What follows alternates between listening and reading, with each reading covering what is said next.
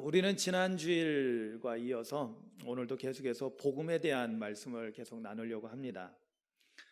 지난 주일 우리가 복음과 함께 고난을 받으라. 아멘. 이 고난이란 단어가 이렇게 들리면은 썩 이렇게 아멘이 빨리는 안 나오죠.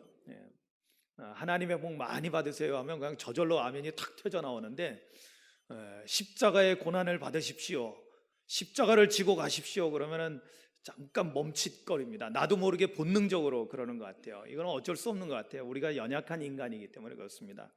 근데 지난 주일날 우리가 복음과 함께 고난을 받으라는 사도 바울이 물론 디모데에게 하는 명령이었지만 사실은 그것이 성경이 되었다라는 것은 바로 하나님께서 오늘 사도 바울의 입을 통해서 디모데뿐만 아니라 오늘 그리스도의 제자가 된 우리 모두에게 주시는 명령인 줄로 믿습니다. 그렇다면 우리도 복음만 받는 것이 아니라 함께 뭘 받아요? 고난을 받아야 되는 것입니다. 근데 이 고난을 우리가 오해하면 안 된다고 그랬죠. 먹고 사는데 세상살이에서 힘들고 어렵고 그것이 아니라 바로 복음을 위해서 우리가 주님과 함께 고난받는 것입니다. 아멘. 중요한 포인트가 뭐냐면 함께라는 단어입니다. 함께. 누구와 함께요?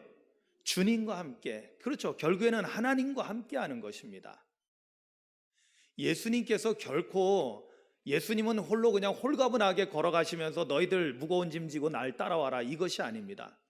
예수님께서 가장 무거운 십자가를 지고 가시면서 너희들도 나를 따라오려거든 자기를 부인하고 자기 십자가를 지고 나를 따라와라 라고 주님 명령하십니다. 여러분, 제자도의 가장 기본이고 가장 핵심입니다.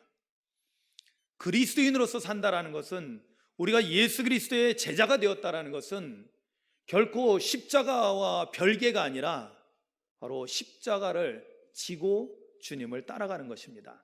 그렇기 때문에 바로 이것이 바로 함께 고난받는 것입니다. 함께 고난. 나만이 아니라 예수님이 나를 위해서 고난받으셨고 나는 주님을 위해서 기꺼이 이 십자가의 길을 걸어가겠습니다. 나에게 주어진 십자가를 지고 주님을 따라가겠습니다라고 고백하면서 주님과 함께 가는 것입니다. 아멘. 여러분, 복의 근원 되시는 하나님과 동행하기를 원하십니까? 아멘이죠. 하나님과 동행하셔야 돼요. 어디까지요? 영원한 하나님 나라까지 우리는 늘 주님과 동행해야 될 줄로 믿습니다. 근데 주님과 동행하기 위해서는 반드시 우리가 갖춰야 될 조건이 있는데, 성경이 우리에게 가르쳐주는 조건은 딱 하나죠. 자기 십자가를 져야 된다는 것입니다. 십자가 없이는 주님과 동행할 수 없습니다. 아멘. 십자가를 져야만이, 내 십자가가 있어야만이 바로 내가 주님과 함께 동행하는 삶을 살 수가 있다는 것입니다. 지난주일날 우리가 이렇게 복음과 관련해서 많은 것을 배웠습니다. 복음의 출발점은, 복음이 시작된 것은 누구로부터 시작됐다고 했어요? 하나님 아버지로부터 시작됐다고 그랬죠. 그리고 복음의 내용, 복음의 몸통은 바로 예수 그리스도라고 우리가 배웠습니다. 오늘은 거기서 한 걸음 더 나아가려고 합니다. 사도 바울은 사랑하는 디모데에게 정말로 귀한 주님의 일꾼이 되고, 또 그리고 교회를 섬기는 지도자가 돼서 정말 성도들에게 가르쳐야 될 것이 무엇이냐, 바로 이 복음을 제대로 가르쳐야 되는데, 이 복음에 대해서 정말 중요한 것을 오늘 말씀을 통해서 가르쳐주고 있습니다. 오늘 말씀 제목에 사실은 이 결론은 나와 있습니다. 뭐냐면 복음으로 사는 사람이 되어야 한다는 것입니다. 아멘. 복음으로 사는 사람이 되어야 한다. 오늘 우리가 순서를 조금 바꿔서요, 뒷부분으로 가면 14절을 보게 되면은 여기에 참 의미심장한 말씀이 나옵니다. 14절에 가면은 너는 그들로 이 일을 기억하게 하여 말다툼을 하지 말라고 하나님 앞에서 엄히 명하라. 아멘. 여러분, 여기 그들이라는 것은 바로 예수님을 믿기로 결정했고 교회에 들어와서 믿음의 삶을 살아가는 바로 저와 여러분들 같은 신앙인들을 말하는 것입니다. 그래서 그들을 하나님 앞에서 엄히 명하라는 거예요. 뭘 명하라는 거예요? 말다툼하지 말라는 거예요. 그런데 여기서 말다툼은 그냥 세상 일로 인해서 우리가 그냥 먹고 사는 일 때문에 말다툼하는 것을 의미하는 것이 아닙니다. 바로 이것은 뭐냐면 복음에 대해서, 여러분, 복음은 이론이 아니라는 것입니다. 복음은 하나의 내가 어떠한 논리를 전개해 가지고 다른 사람을 설득시키는 거 아니라는 거예요. 복음은 다른 사람과 논쟁을 하는 것은 더더욱 아니라는 거예요. 여러분, 복음이 만약에 내가 이론이라고 생각되면은 내가 다른 사람을 잘 설명을 해가지고 설득을 해야 돼요. 또 그러다가 나랑 안 맞는 사람이랑 만나게 되면 어떻게 돼요? 자연적으로 논쟁을 하게 되겠죠. 여기서 말다툼이라는 것은 결국에는 복음에 대한 논쟁을 말하는 거예요. 여러분, 복음은 중요한 말입니다. 복음은 이론이 아닙니다. 그럼 복음은 무엇일까요? 복음은 삶으로 살아가는 것입니다. 아멘. 여러분, 복음의 핵심이, 복음의 몸통이 뭐라고 했어요? 복음의 내용이 뭐라고 했어요? 바로 예수 그리스도입니다. 그런데 예수 그리스도라고 했을 때 바로 예수 그리스도의 모든 삶을 다 담고 있는 예수 그리스도 자체를 말하는 것입니다. 그분의 삶, 그분의 말씀, 그분의 가르침, 이 모든 것이 우리에게 복음이 되는 거예요. 그렇다면 우리가 복음을 받아서 복음대로 산다라는 것은 말로만 하는 것이 아니라는 거예요. 성경이 이렇다 저렇다 그걸로 다른 사람을 설득시키려고 하는 것이 아니라는 것입니다. 그러다 보면 우리는 논쟁에 빠질 수밖에 없어요. 여러분, 그 다음에 뭐라고 말씀하고 있습니까? 이는 유익이 하나도 없다라는 거예요. 여러분, 우리가 복음을 내가 말로 설득하고 다른 사람과 또 논쟁까지 하게 되면, 말다툼까지 하게 되면은요, 여러분, 이건 유익이 없어요. 여러분, 복음은 사람을 살리려고 하는 건데, 아멘이죠. 죽은 영혼을 살리려고 하는 건데, 그러면 그 사람을 살리는 일을 해야지, 그 사람을 지적으로 가르쳐주고 설득시키고 내가 논쟁을 해서 이기고 굴복시키고 이런 것이 아니라는 거예요. 그거는 아무런 유익이 안 된다는 것입니다. 논쟁은 절대로 유익이 될 수 없다는 거예요. 아니, 오히려 더 나아가서 뭐라고 하냐면 도리어 듣는 자들을 망하게 한다는 거예요. 여러분, 만약에 우리가 복음을 말로만 설득시키려고 하고 복음을 말로 설득하려다가 상대방하고 충돌이 생겨서 논쟁하게 되고 그러면 오히려 이 복음을 듣는 자들이 망하는 길로 가게끔 만든다는 거예요.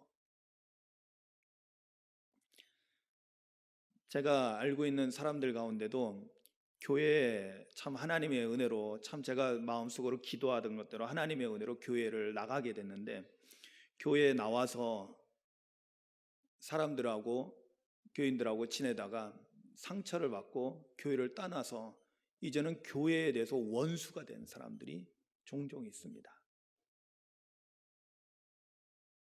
요즘 정치 문제는 너무나 민감하기 때문에 말하기 어렵지만은 어떠한 그런 목사라는 이름을 가지고 나와서 하는 행태 때문에 사람들은 오히려 그 목사 한 사람이 아니라 교회 전체를 싸잡아서 욕하고 기독교를 욕하는 그런 지경에도 이르고 있는 것을 오늘 우리는 너무나 많이 보게 됩니다.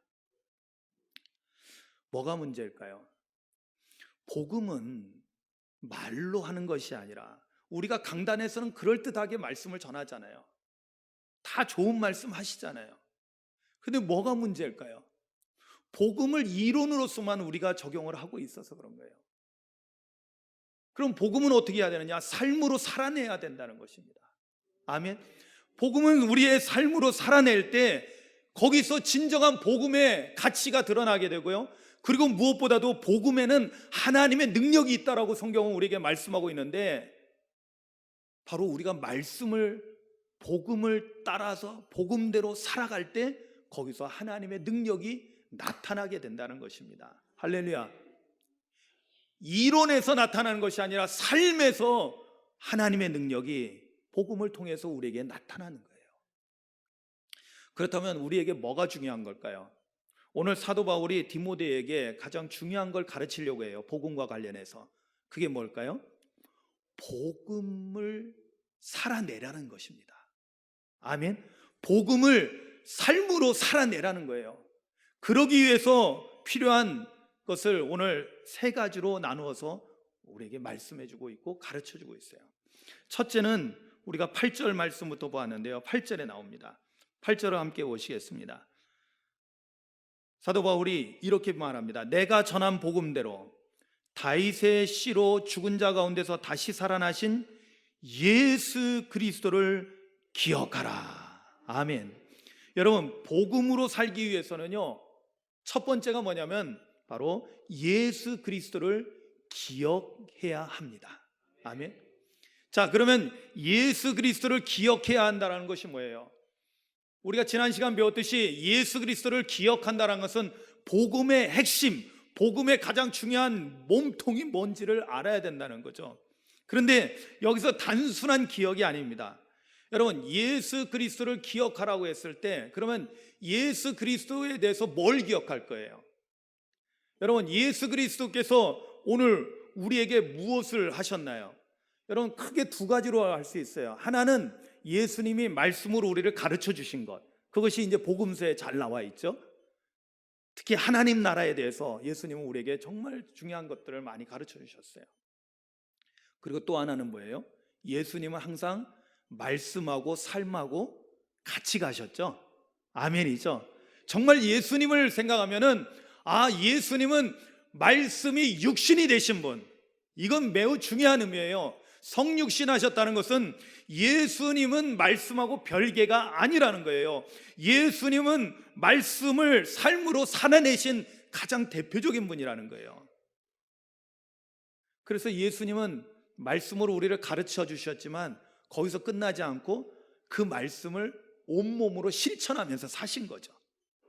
그러니까 우리가 예수님을 기억해야 될 때 두 가지를 다 기억하는 거예요. 뭐냐면 예수님의 가르침을 기억해야 되고요, 그리고 예수님께서 어떤 삶을 사셨는가, 예수님의 삶을 기억해야 됩니다.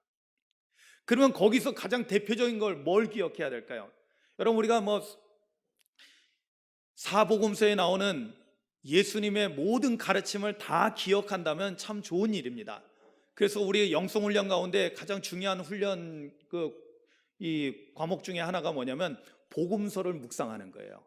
렉시오 디비나라고 해서 항상 말씀을 묵상할 때 가장 첫 번째고 가장 중요하게 우리가 항상 묵상하고 그 말씀과 씨름해야 되는 것이 뭐냐면 복음서, 예수님의 가르침, 예수님의 말씀을 중심으로 우리가 묵상하는 거예요. 그런데 말씀만이 아니라 복음서에는 예수님의 생애가, 삶이 거기에 기록되어 있잖아요.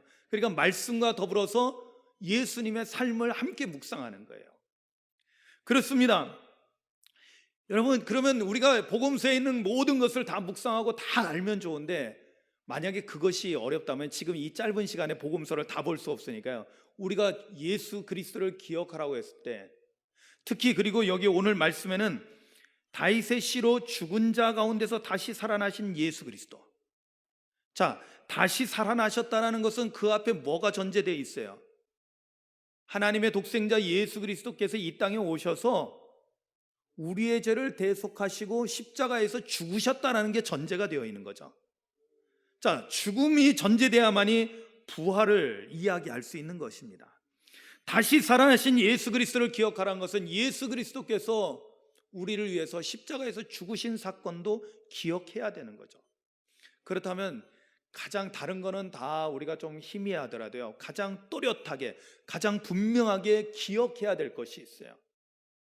그것은 예수님께서 제자들에게 주신 유일한 하나의 계명을 기억하시면 돼요.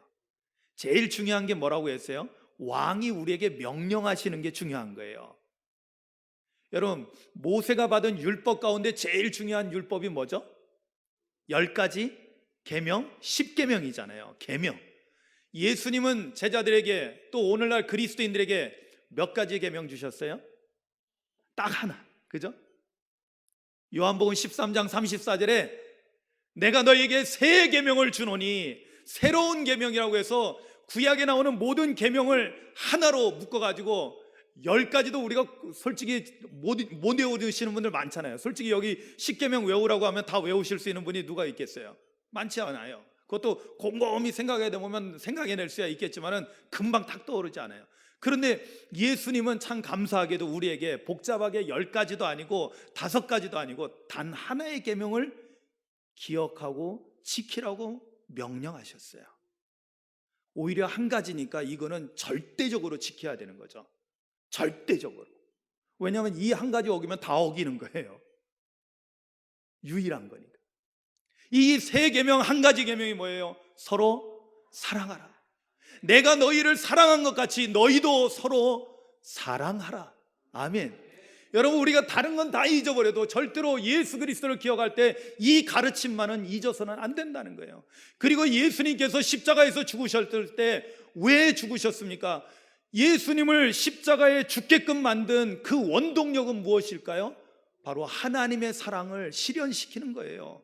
그래서 우리는 십자가의 그 사랑이라고 표현하는 거예요. 찬양도 있잖아요. 십자가 그 사랑. 아멘. 십자가는 사랑이에요. 하나님의 사랑을 완성시킨 것, 실현시킨 것이 십자가예요. 그러니까 결국에는 예수 그리스도를 기억하라는 것이 뭐냐면, 우리가 복음으로 살기 위해서는 바로 주님이 우리에게 주신 세 계명대로 서로 사랑하면서 살라는 거예요. 사랑이 없는 곳에는 주님이 안 계시다고 그랬잖아요. 저는 사랑에 대해서는 이 성경에서 사랑이란 단어를 만약에 딱 빠지는 순간에 하나님도 안 계시게 되는 거예요. 요한일서에서 사도 요한은 그러잖아요. 하나님은 사랑이시다. 아멘. 사랑이신 하나님. 그런데 하나님에게서 사랑을 빼버리면은 하나님도 빠져나가시는 거예요. 그래서 예수 그리스도를 기억하는 것이 우리가 복음으로 살기 위한 가장 첫 번째 중요한 단서라는 것을 여러분 깨닫기를 주님의 이름으로 축원합니다. 우리도 예수님처럼 사랑을 말하고 사랑을 가르치고 또 우리도 사랑을 실천하면서 살아야 된다는 거예요. 아멘이죠. 여러분, 교회 안에 정말 성도들이 서로 사랑하면은요, 교회는 정말로 이 땅에 작은 하나님 나라 천국을 이루게 됩니다. 아멘이죠. 그런데 교회 안에서 말다툼하고 서로 마음의 감정이 상하고 서로 심지어는 치고받고 다투기도 하고 그러면요, 더 이상 이 교회는 하나님 나라가 아니에요. 마귀 사탄이 아주 난장질을 하고 있는 지옥 같은 곳이 돼버리고 맙니다. 그러니까 사람들이 상처받고 떠날 수밖에 없게 되는 거예요. 자, 그리고 두 번째는 바로 그 다음 절 9절에서 우리가 찾을 수 있습니다.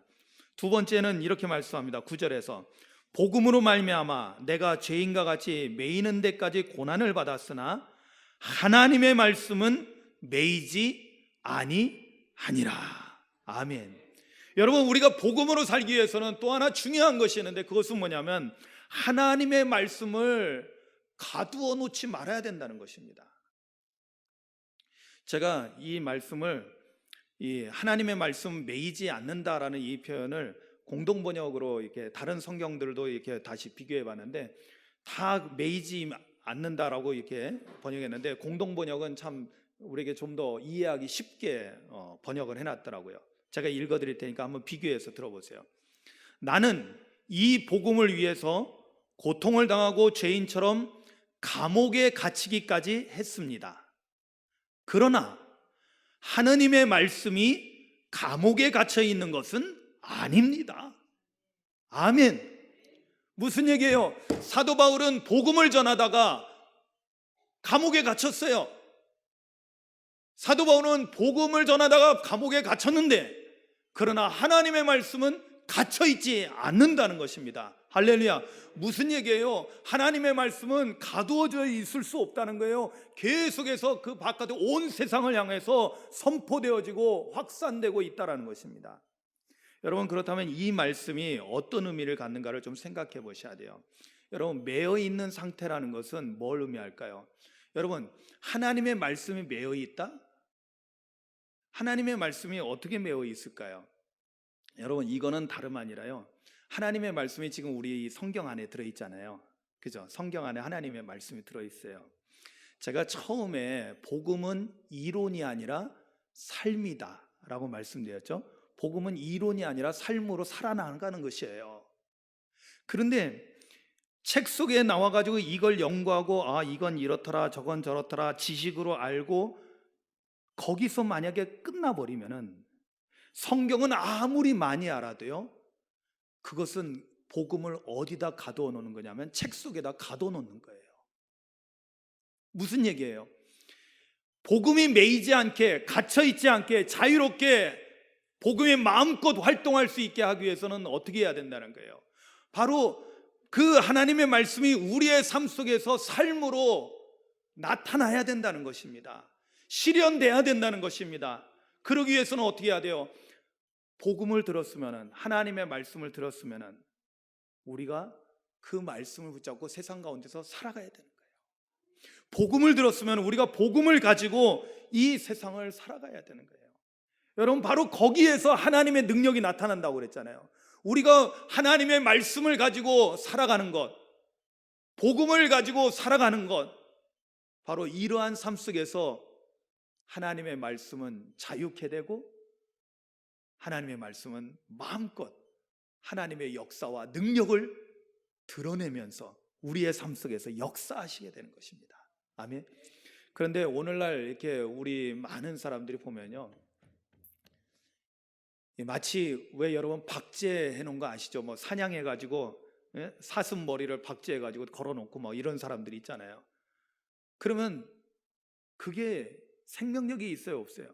아무런 생명력이 없어요. 그냥 구경거리밖에 안 되는 거예요. 그런데 우리가 보면 오늘날 많은 그리스도인들이 하나님의 말씀을 성경 속에다 그냥 박제해 놓은 것 같아. 하나님의 말씀은 살아계셔가지고 좌우에 날성검이 있어서 검이 돼가지고 우리의 심령과 골수와 및 관절과 골수를 찔러 쪼개기까지 하고 있는데, 우리의 영을 수술시켜 주시고 우리를 치유해 주시는 능력이 있는데 성경 속에서 그냥 여기서만 맴돌고 있는 거예요. 알기는 되게 알죠. 알기는 많이 알아요. 그런데 삶으로 살아내는 것은 너무나 부족한 게 오늘날 우리의 현실이라는 거예요.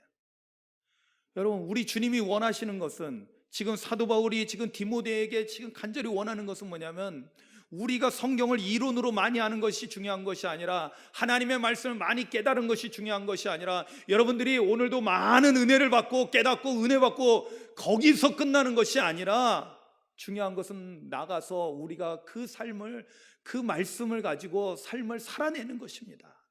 복음을 받았으면 그 복음대로 우리가 살아가는 거예요. 그럴 때 뭐가 나타난다고요? 하나님의 능력이 나타나는 거예요. 여러분, 성경은 계속해서 이 복음을 말씀할 때마다 하나님의 능력이 그곳에 있다라고 오늘 우리에게 말씀하고 있어요. 여러분, 디모데후서, 우리가 지난 주일날 보았던 디모데후서 1장 8절 요절 말씀이었죠. 거기 뭐라고 말씀합니까? 그러므로 너는 내가 우리 주를 증언함과 또 주를 위하여 갇힌 자 된 나를 부끄러워하지 말고 오직 하나님의 능력을 따라 복음과 함께 고난을 받으라. 아멘. 우리가 절대 놓치지 말아야 될 것은 하나님의 능력을 따라 복음과 함께 고난을 받는 거예요. 즉, 복음을 가지고 우리가 십자가 지고 가는 그러한 삶을 살아갈 때 뭐가 나타나요? 하나님의 능력이 나타난다는 거예요. 그런데 우리가 삶을 살지 않으면은 이론으로만 알고 있고 머리로만 알고 있고 가슴으로만 알고 있고 그 정도로만 끝난다면은 하나님의 능력은 그냥 잠재는 되어 있지만 나타나지 않는 거죠.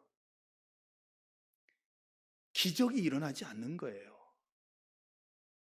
여러분, 그렇잖아요. 우리가 뭘 하나님 앞에 바라는 것이 있는데 그냥 마음속으로만 생각하고 거기서 끝나고 있어요. 믿음으로 우리는 한 발자국도 움직이지 않아요. 믿음으로 나는, 주님은 우리에게 홍해를 건너라, 요단강을 건너라 그러는데 나는 한 발자국도 안 움직이고 있어요. 그러면 역사가 일어나요?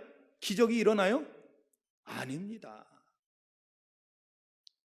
여러분, 잘 아셔야 될 게, 우리 출애굽한 이스라엘 백성들이 두 번의 건nom이 있어요. 첫 번째는 홍해를 건너고 마지막에는 광야 마지막에 이제 요단강을 건너게 돼요. 두 번째는. 그런데 첫 번째하고 두 번째 아주 중요한 차이점이 있어요. 첫 번째는 말 그대로 진짜 아직 시내산에 이르기 전이었기 때문에, 하나님의 말씀을 받기 전이었기 때문에 그때는요 오합지졸이었어요. 그러니까 그때는 모세를 통해서요 뭐라고 말씀하냐면 너희는 아무것도 하지 말고 가만히 있어서 내가 하나님 됨을 알지어다 하고 하나님께서 전적으로 다 하셔요. 그러니까 전적인 하나님의 은혜로 구원받게 돼요. 그런데 그들이 하나님의 말씀을 받은 다음에는 달라지죠. 광야 40년 동안 연단을 받습니다. 그리고 마침내 약속의 땅 가나안 땅으로 들어가는 거예요. 요단강만 건너면 들어가는 거예요. 근데 그때 이제 비가 많이 오고 그래서 물이 넘쳐날 때예요. 여러분, 강물은 물이 많아지면은 폭포처럼 지나갑니다. 무섭습니다. 그런 물 가운데 하나님은 어떻게 하셔요? 제사장들에게 법궤를 메고 제사장들이 그 무서운 물길 가운데 발을 내디디라는 거예요. 주님이 우리를 가나안 땅에 들어가게 하실 줄로 믿습니다. 믿습니다. 주여 믿습니다 하고 가만히 있으면 기적이 일어날까요? 요단강이 갈라질까요? 아니요. 하나님은 그런 방식을 하지 않으셨어요. 믿음의 사람들에게는 믿음대로 행하라고, 아멘, 믿음대로 행하라는 거예요. 발을 내디디라는 거예요. 그래서 제사장들이 법궤를 메고 발을 내디디니까 그때서야 그렇게 무섭게 내려오던, 사납게 내려오던 강물이 뚝 끊어지는 거예요. 할렐루야. 거기서 기적이 나타나는 거예요. 여러분, 그렇습니다. 하나님의 능력이 복음을 따라서 어떻게 나타날까요? 우리가 복음으로 삶을 살아갈 때 하나님의 능력이 나타나는 거예요. 마지막으로 세 번째는요, 10절 이하에서 찾을 수 있습니다.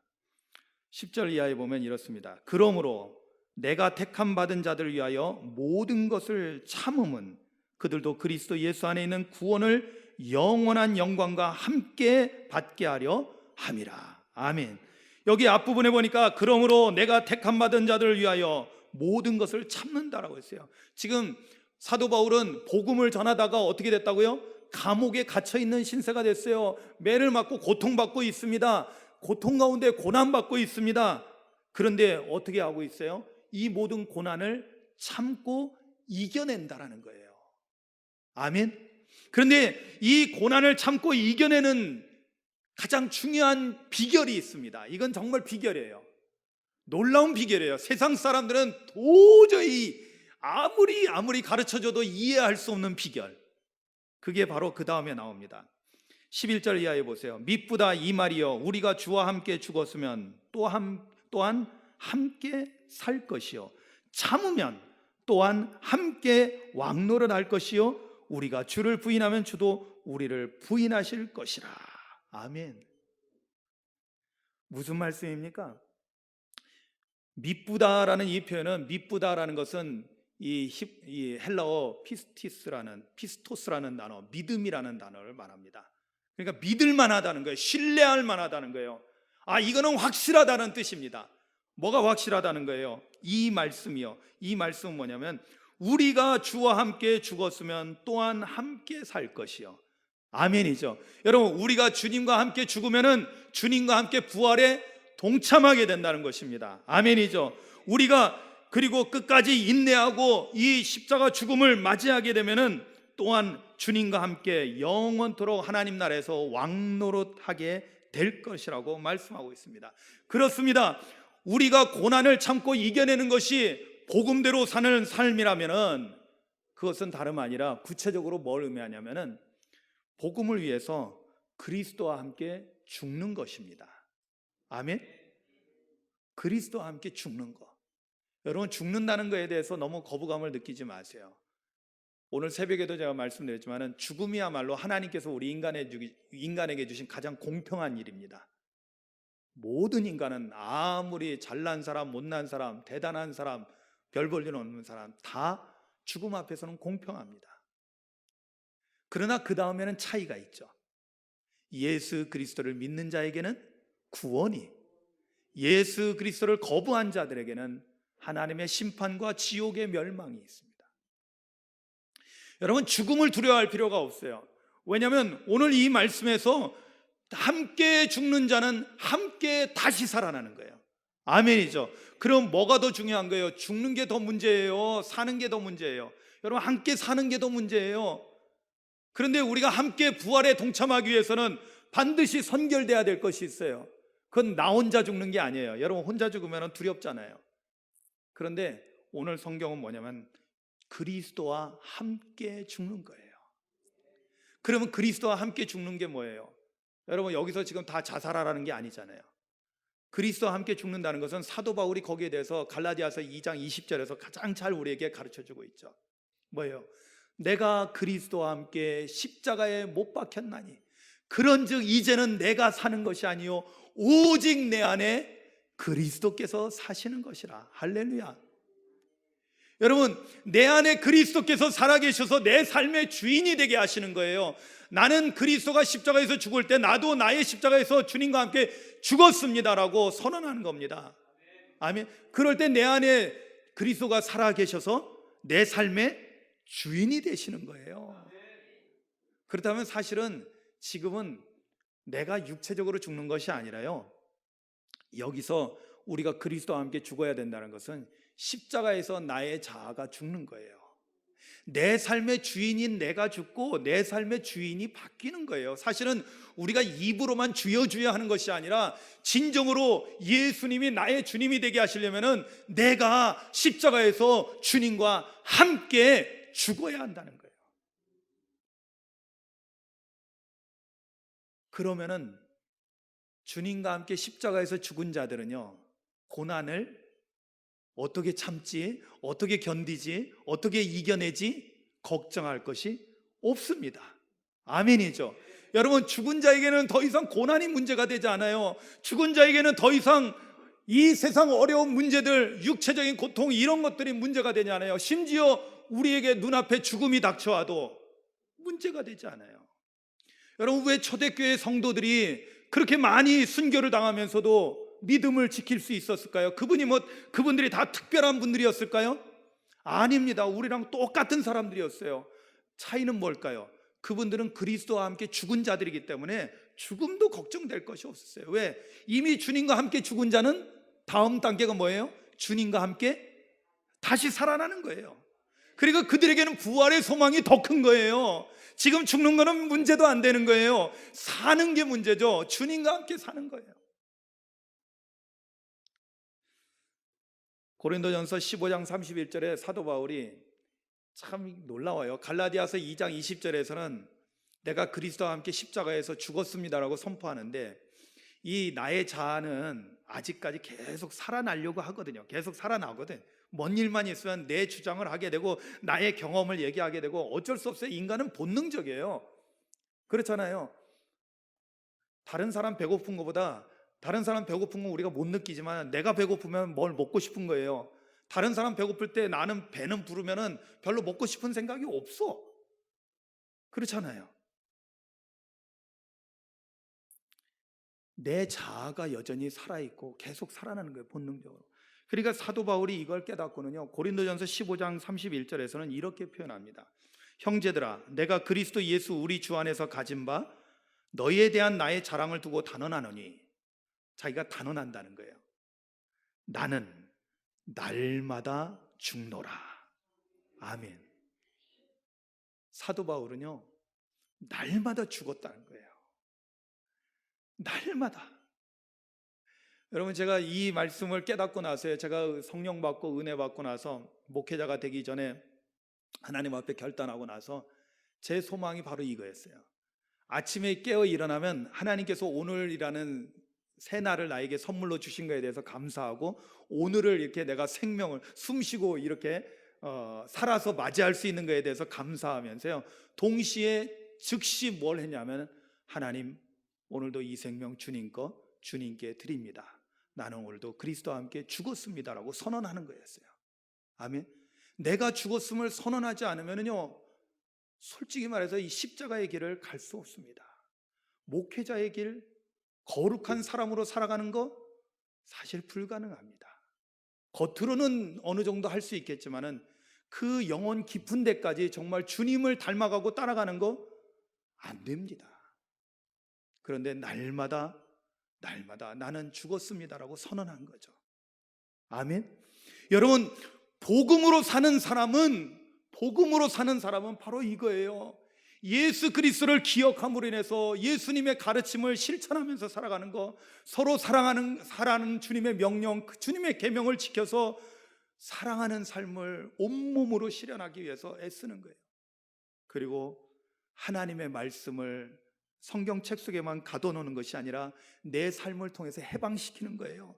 내가 하나님의 말씀대로 살아감으로 인해서 하나님의 말씀의 능력이 내 삶 속에 나타나게 하는 거예요.